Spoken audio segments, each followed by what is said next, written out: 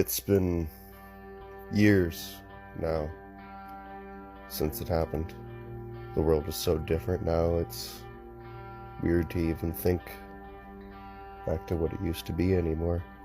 We didn't even really notice what was happening at first. There'd be weird stuff on the news, but there's always weird stuff on the news. And then the virus came out and nobody really knew where it came from. We just knew that everybody was getting really sick. And then Temple came forward with all of these medications that were supposed to help us. And I don't know if it was the virus or the medications, but the dead started to not stay dead. The world started to get a little out of control, and Temple came forward again, and this time they had robots, really sophisticated ones that were supposed to protect us from the dead ones. And that seemed to be working for a little while, and then something happened to the robots. All of a sudden, they were just shooting everything that moved. Zombies, because let's be honest, that's what they were. Other robots, people, anything that moved was a target. And things just started to get worse and weirder from there. Then there was these weird animals that would start showing up. Usually giant bugs and stuff. Nobody really knew where they were coming from. Conspiracy nuts had theories, obviously, like they did about everything else, but nobody really knew, and if they did, they weren't talking. And eventually it all just kind of led to the fucked up world that I'm living in now.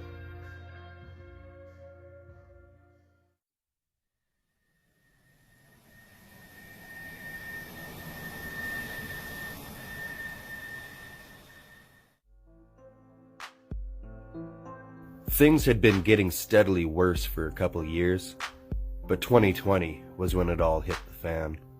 We lived in a sparsely populated area in a small town, so by the time we heard a Temple sweep was coming through, we were ready to go.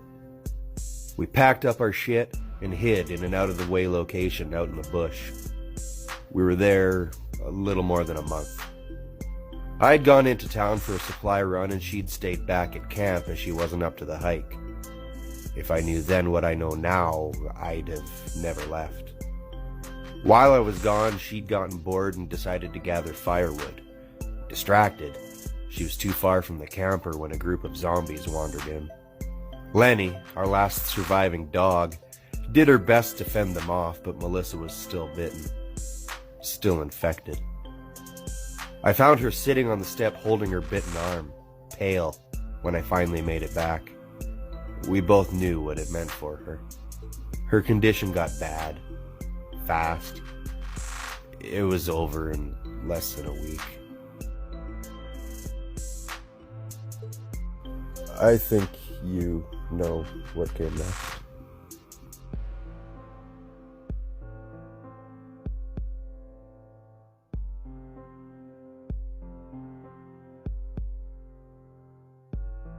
And now I'm alone. That was 4 years ago.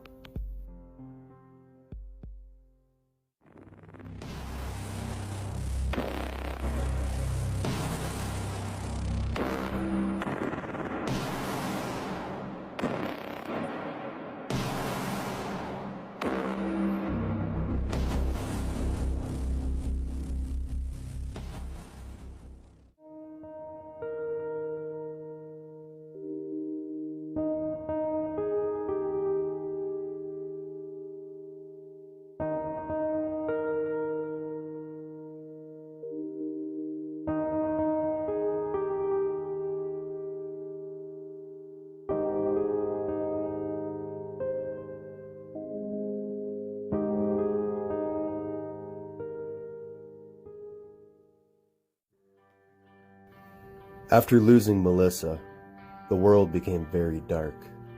I slept weeks away, ignoring my empty belly for days at a time. I stayed at that camp for a couple more weeks, but had to move after being spotted by a drone.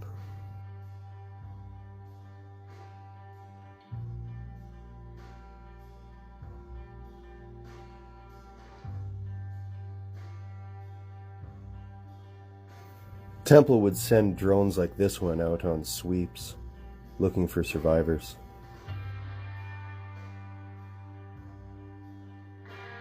I was pretty sure it saw me, so I moved to an old salvage yard, parking my camper among the wrecks.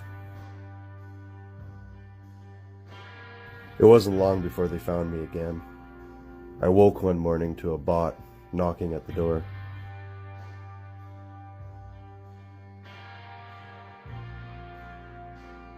It eventually gave up, but I knew it would be back before too long.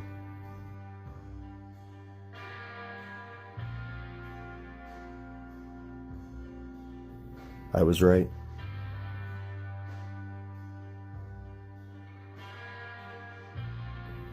I heard the drone overhead and managed to get out in time, but I lost the camper.